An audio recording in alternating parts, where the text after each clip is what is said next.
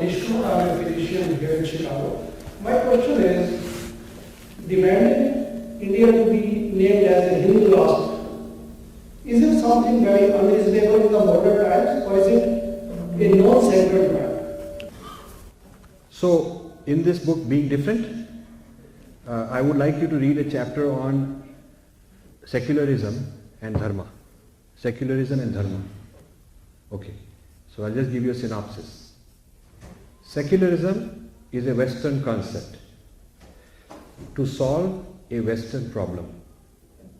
Those of you who have a sense of medicine know that you need to solve the disease, but you can't put that solution where there is a different disease. You can't apply one solution for a disease to another disease. The problem in Western religion was the exclusivity claim. Exclusivity means only I am right, others are wrong. That is built into the religion.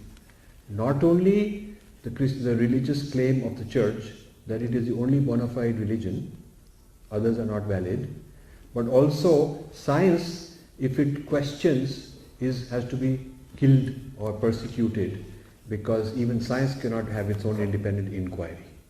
So this was the state of European culture, European intellectual life for a long time, and a reformation to bring about to limit the powers of the church, because the church was asserting official power. It had fatwa powers. The bishops could pronounce edicts, had police authority, could arrest people, could kill people, and they did that in millions for a long period of time.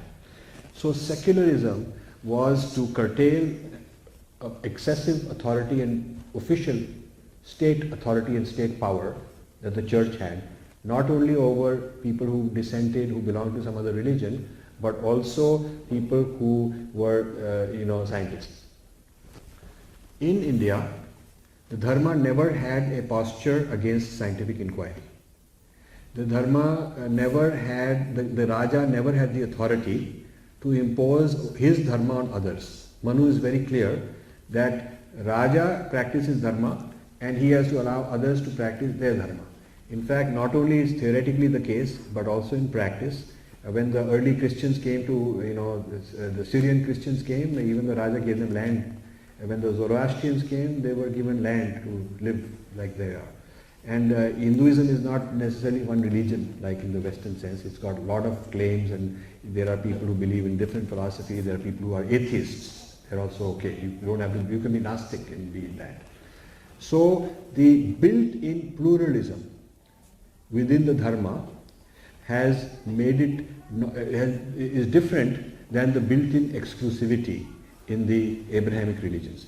And I explain why exclusivity is built in, because of the historical prophets being exclusive, and one prophet has to be right, the others can't be right. This kind of exclusivity because of history. I give it the term history centrism. The Abrahamic religions have history centrism. I discuss this in Being Different. Now, if the Dharma has a built-in pluralism, Sapeksha Dharma, which means inclusive of all the dharmas. All the dharma means you can have your Muslim dharma if you want, or you can have your Sufi dharma, you can have your any kind of dharma you want, as long as you also respect others to have their dharma. And in the first chapter, I say we can have difference with mutual respect. Mutual respect means I respect you for being different, but I want you to respect me also. It's not one way. I respect you and you can disrespect me. No. We both have to respect each other. This is a very deep principle in the Dharma. So rather than secularism, which was a solution to a problem that the Europeans had, which was not a problem that we had, because we never persecuted scientists and beheaded them like they did with Galileo and Copernicus and these kind of people.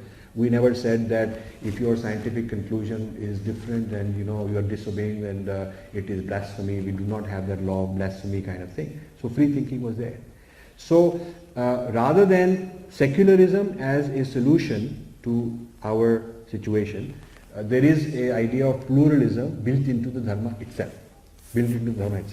So I would not, a lot of Indians believe secularism is a gold standard because they've been brainwashed. They don't even think what it is, where it's from, what does it do.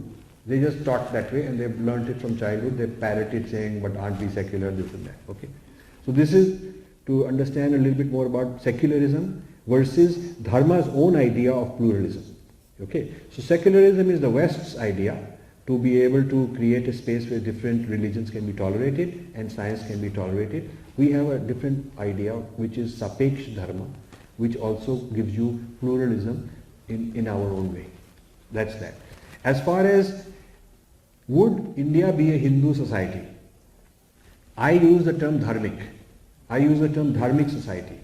That India is a dharmic society, which, because Hindu, I don't use the term Hindu because Dharma also includes Buddhists, Jains, Sikhs. It includes anyone who complies with the basic principles like mutual respect. Yeah? And people who want to call themselves Hindu are fine. Those who want to call themselves something else are also fine. But if you use the word Dharma, yes, I would say Indian civilization is a dharmic civilization. That is my position. And the book argues in great detail against all sorts of provocations and all sorts of issues that come up as a result. So you mean, You have to go there.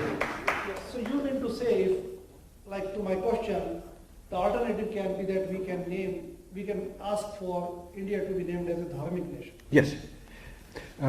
It would be very strange for someone to say, I don't want to be dharmic unless he's a corrupt person. Yeah? Okay. Imagine a government guy saying, I am non-dharmic. You know, it means you're a corrupt guy. Okay.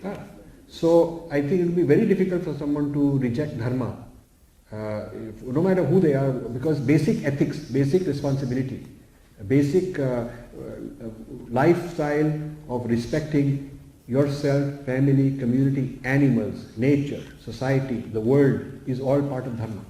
It is not just, dharma is not just religion between me and God. It is all encompassing human ethics and responsibility.